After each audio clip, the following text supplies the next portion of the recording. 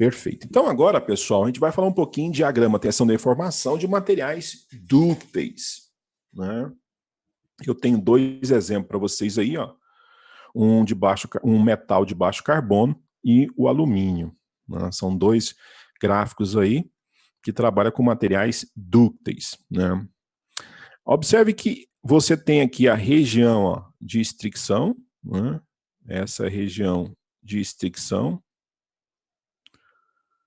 que é onde a peça afina, né? Então ela sofre um afinamento aqui, ó, nessa região. Deixa eu trocar a cor, acho que eu não gostei dessa cor não, acho que eu gosto mais do rosa. Aguça mais os meninos aí. Então, ó, você tem a região de estricção, que está aqui, e observe que o material, ele vai romper, né, exatamente na região de estricção. Lembrando que nem todo material tem essa região de estricção, tá?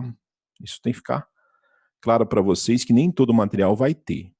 Geralmente os materiais dúcteis é que tem. Materiais frágeis não tem região de estricção. E isso está na tarefinha de tensão e deformação, acho que eu comento um pouco sobre isso lá. No texto, mas eu vou depois postar um vídeo, eu também vou comentar com vocês também no vídeo, tá? Então aí você tem um gráfico, observe que ele não traz todas as regiões claramente, né? Mas ele traz a região de estricção aqui, ó. Ó, essa é a região de estricção, tá? E observe que tem material que essa região não é bem clara.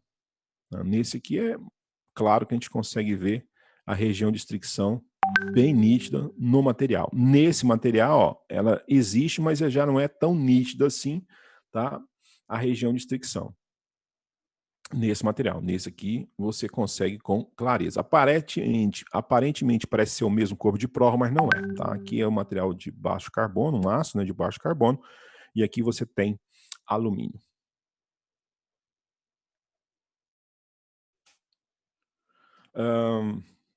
Então, materiais dúcteis. Estou apanhando um pouco aqui no meu computador. Espera aí que eu já vou melhorar o meu esquema aqui. E eu sabe o que eu estou achando? Que eu não queria que voltasse a aula presencial mais, não. Eu gosto da aula aqui online, em casa.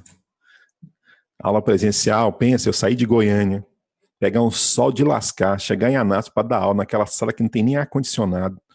Um terrão danado naquela UEG. Pelo amor de Deus. Então, dar aula aqui na minha casa eu acho muito mais prático. Eu me divirto muito mais do que lá na UEG. E eu, se dependesse de mim, eu não voltava mais. Só ficava aqui, online.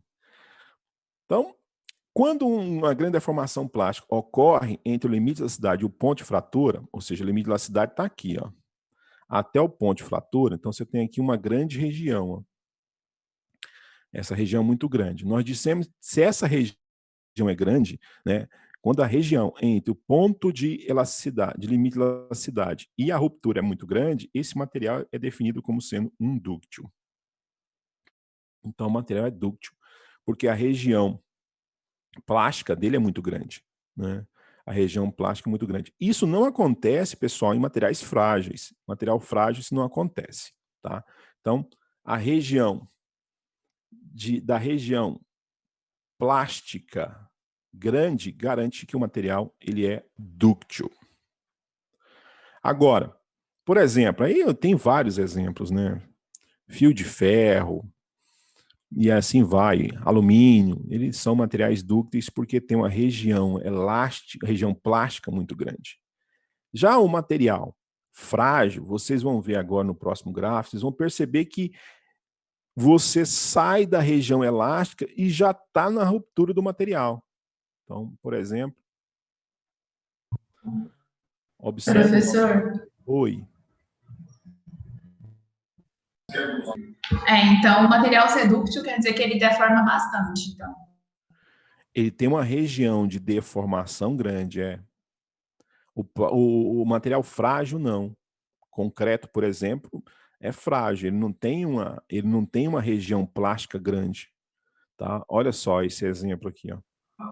Esse exemplo é um material frágil. Vocês estão visualizando na tela aí? Observe que você não tem região de estricção, tá vendo que não existe mais aquilo afinamento aqui, ó, no corpo de prova, não existe a região de fricção. E se você pegar aqui uma linha reta, vou pegar aqui, eu vou traçar aqui uma linha reta, ó. Acho que essa cor não ficou legal, não. Deixa eu tentar um preto. Ó, se você traçar uma linha reta, você tem, então, aqui, nitidamente, que essa região aqui, ó, é a região elástica.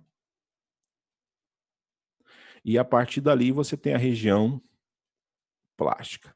Entre a região elástica, o limite de elasticidade, até o ponto de ruptura, essa distância é muito pequena. Tá? Se essa distância for pequena, nós chamamos que esse material ele é frágil, porque ele apresenta uma região plástica muito pequena. Tá?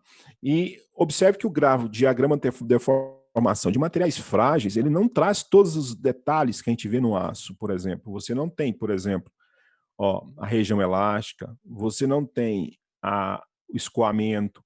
Então, toda aquela definição que a gente aprende lá no aço, onde você tem um limite máximo de elasticidade, região de fricção, escoamento, tudo aquilo que a gente vê no aço, você não tem nos outros materiais, né?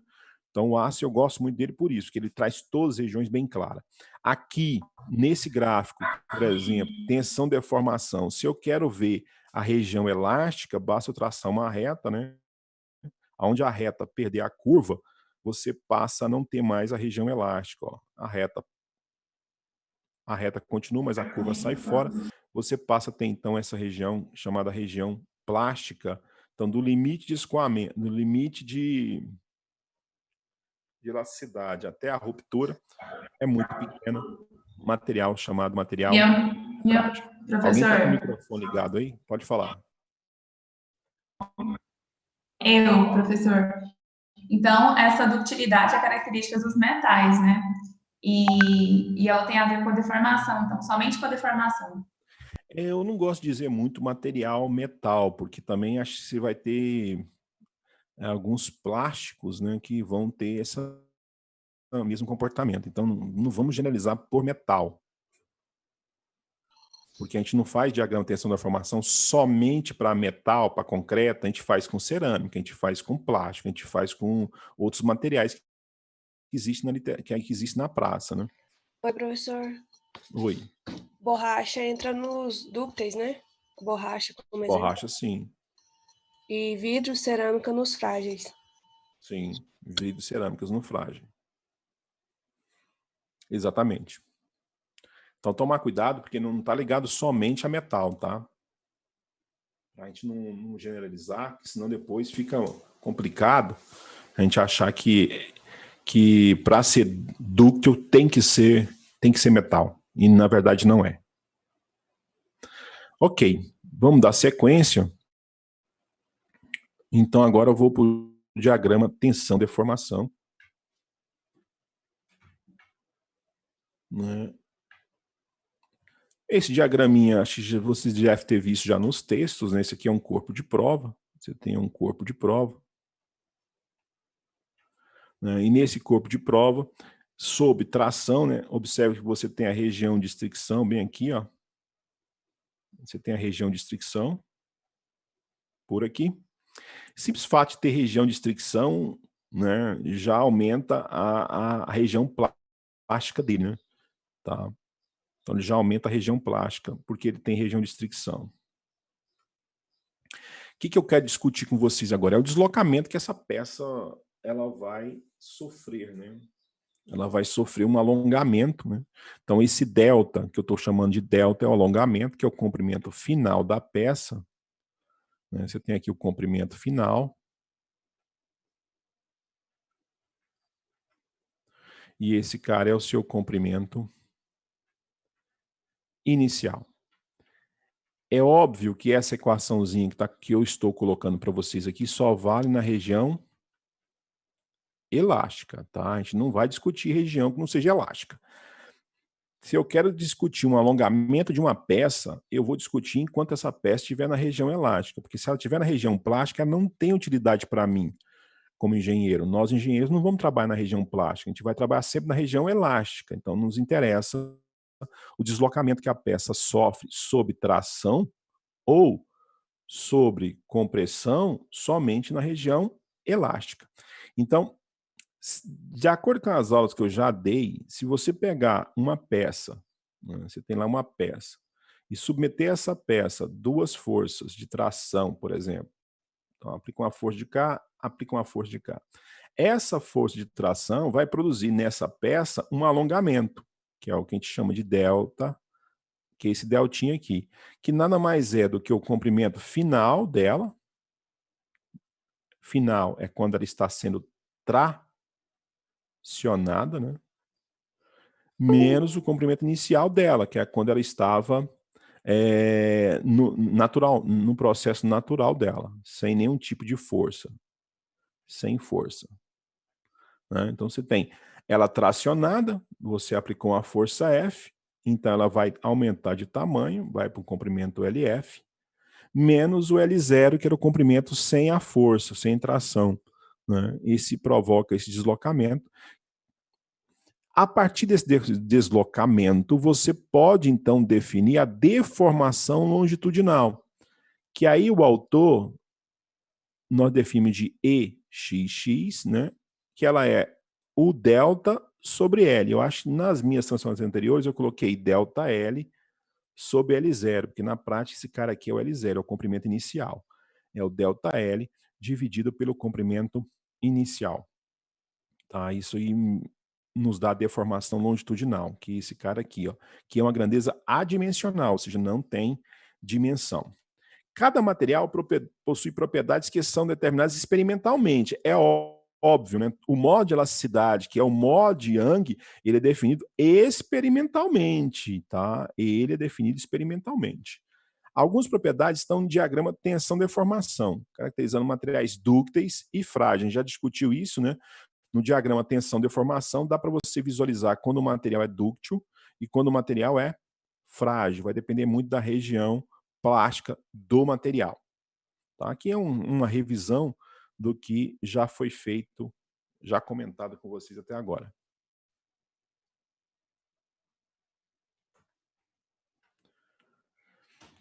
Agora vamos falar um pouco para vocês de resiliência. Resiliência, adoro a palavra resiliência. Primeiro, o que é quer dizer resiliência? Né? O que quer dizer resiliência? Alguém sabe o que é resiliência?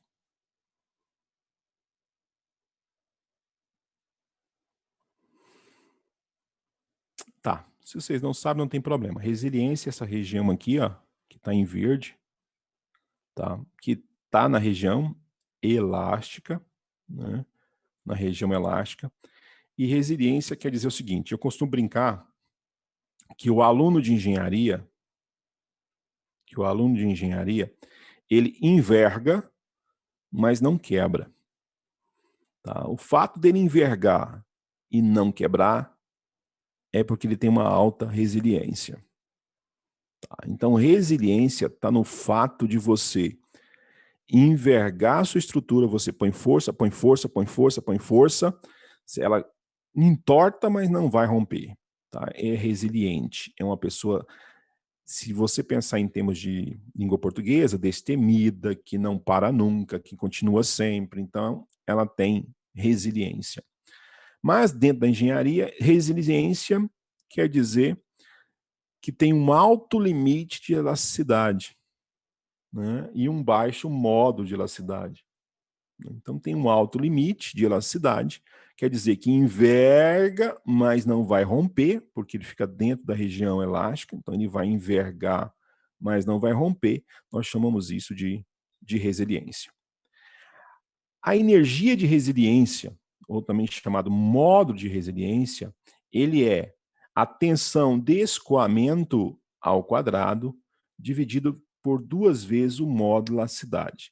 Ou simplesmente, pessoal, você pode calcular essa energia de resiliência simplesmente calculando esta área. Se você calcular essa área, ó, essa área não é base vezes a altura sobre 2, não é a área de um triângulo. A base é a deformação, a altura é a tensão. Então, você tem a área é tensão, deformação sobre 2. Só que nós já vimos que tensão é o modo de elasticidade vezes a deformação. Então, se você passar o modo de elasticidade para o lado de lá, você tem que isso é tensão sobre o modo de elasticidade. Se você substituir aqui, ó, você tem que a seguinte fórmula. Tensão sobre 2 vezes o epsilon, que é tensão sobre E. Então, você vai ter a área que é tensão ao quadrado sobre 2E, que é o que o livro coloca para vocês aí. Mas na prática, eu nunca decoro essas coisas. Eu sempre lembro que se o cara é resiliente, ele está na região elástica. Se eu quero saber qual que é a resiliência dele, eu meço isso através do modo de resiliência, que nada mais é do que a área da região elástica. Então, se você tem a área da região elástica, automaticamente você tem o modo de resiliência, né, que é a resiliência daquele material. Caso você não lembre disso, você pode usar a fórmula, né, como um recurso para escrever qual é a resiliência. Mas geralmente não precisa, porque o aluno ele já entende que isso é essa área. Então, resiliência está ligada ao fato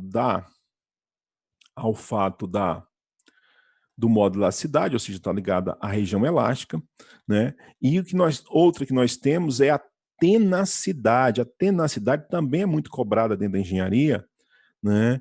E o que é tenacidade? Na prática, meninos, resiliência é essa área em verde. Tenacidade seria essa área em rosa, que eu vou desenhar para vocês aqui, ó. É a área em rosa. Então, se você calcular essa área aqui, ó, toda, você tem o que eu chamo de tenacidade, que nada mais é do que a energia, né, que o objeto acumula até sofrer a ruptura, né? Porque a ruptura acontece aqui, né? A ruptura do material acontece nesse ponto. Então, a energia total acumulada pelo material até a ruptura, nós chamamos isso de tenacidade. Então, toda a energia do material até a sua ruptura, nós escrevemos como sendo tenacidade. Tá no próximo slide, tá aí para vocês, ó, a tenacidade, né? Nada mais é do que a energia até a ruptura do material, e vocês então têm tenacidade.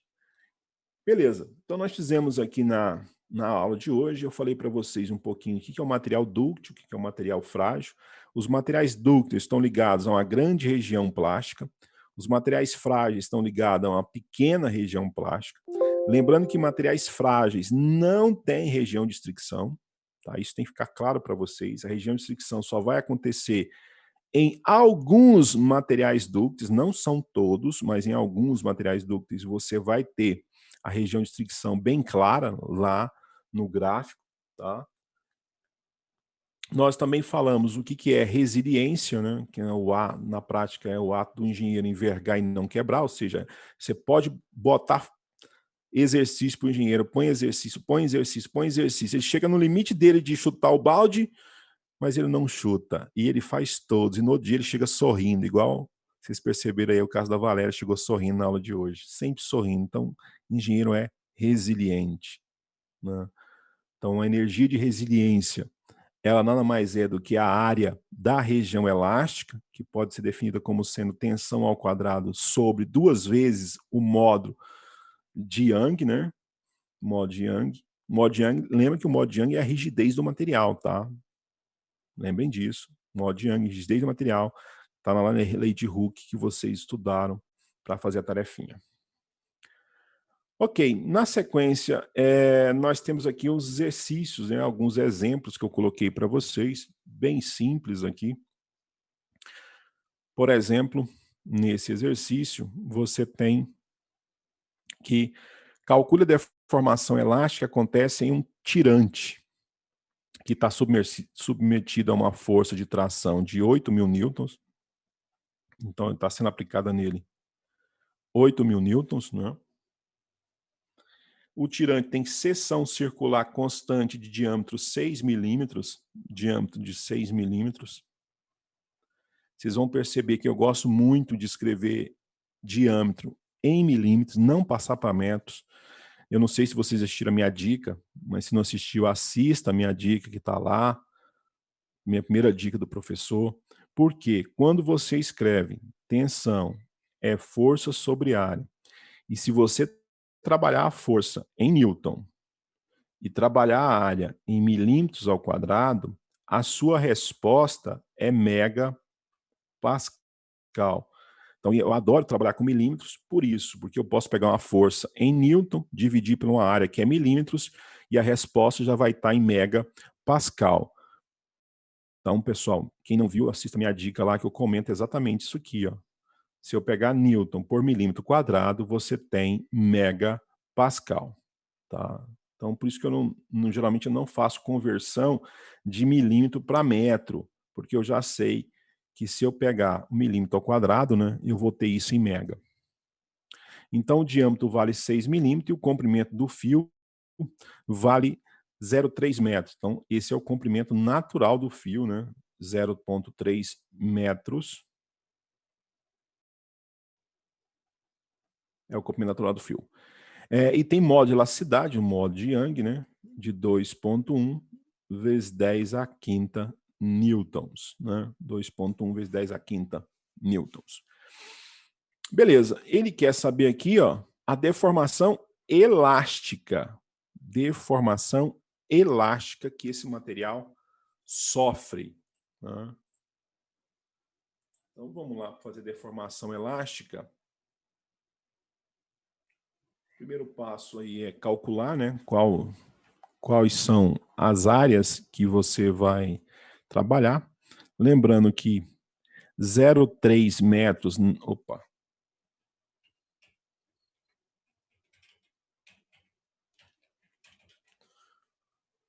0,3 metros nada mais é do que 300 milímetros, né? 300 milímetros. E a área, você pode escrever a área como sendo π diâmetro ao quadrado sobre 4 ou π vezes o raio ao quadrado, é você que escolhe. O π é 3,14, o diâmetro eu vou deixar em milímetros, 6 ao quadrado, dividido por 4, aí você vai encontrar a área. Vou colocar na tela para vocês aqui.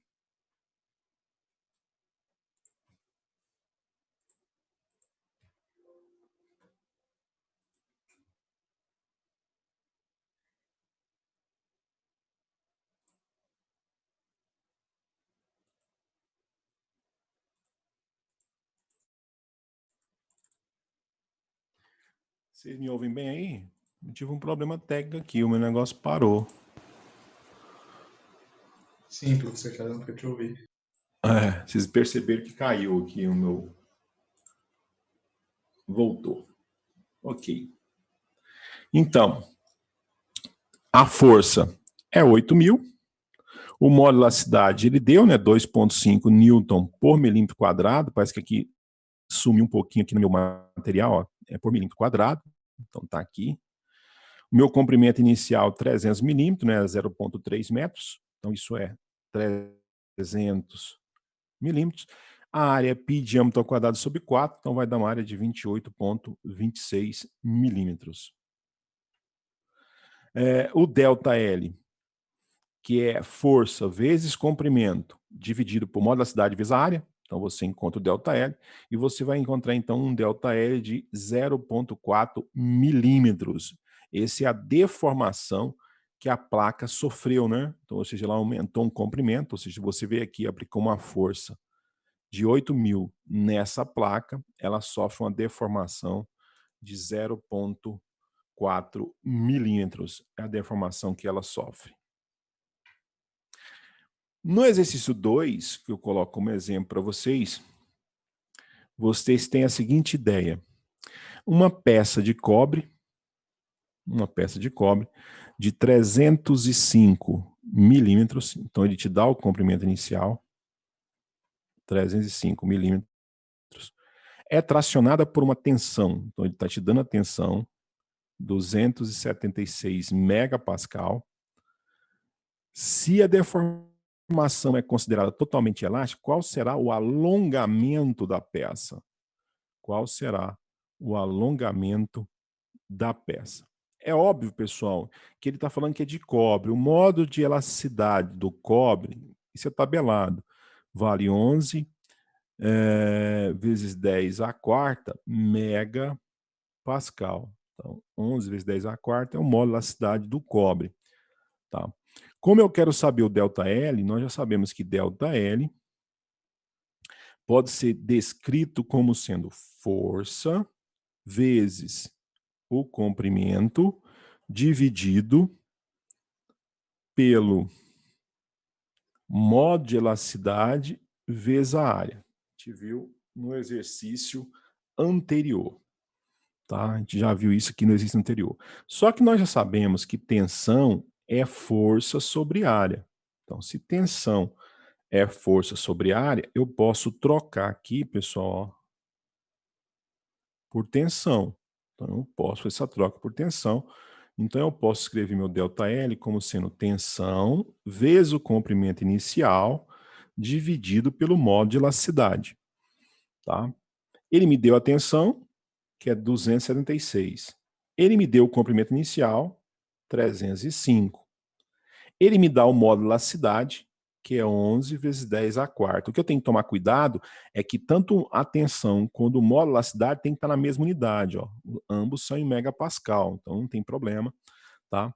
Aí é só fazer as continhas e você vai achar a resposta em milímetro, porque você está colocando esse comprimento em milímetros. Isso vai dar 0,76 milímetros. Então, no exercício número 2, né, você tem um alongamento produzido na peça de 0,76 milímetros. Né? Bem simples a conta. Deixa eu apagar para vocês. Isso está respondido nos slides, tá? Tá bonitinho lá para vocês aí os dois exercícios, né? Os dois exercícios para finalizar. Então, agora sim, eu finalizo com vocês aí os slides que já estão lá na plataforma para vocês, onde já estão na plataforma. E vocês têm agora, pessoal, entrar na plataforma e ler os três materiais que estão lá. Tração, compressão, ensaio de tração, ensaio de compressão. Isso já está na plataforma para vocês e tem 3 tarefinhas para me entregar. Propriedades mecânicas, vocês vão entregar na outra semana ainda, não vai ser nessa semana que está aberta. E na semana que vem eu já começo a falar para vocês agora por esforços internos. E aí, quando é esforço interno, é mais exercício, né, do que teoria. Então, eu já vou pegar o livro, né, vou comentar um pouco para vocês. Vocês já até viram, né, que é o diagrama de esforço cortante, diagrama de momento fletor, né, diagrama de esforço normal. Então, vocês já conhecem isso, já estudaram isso mês passado, né? Então, que é o nosso próximo tópico da semana que vem, para então finalizar até o capítulo 4 do livro do Hilbert.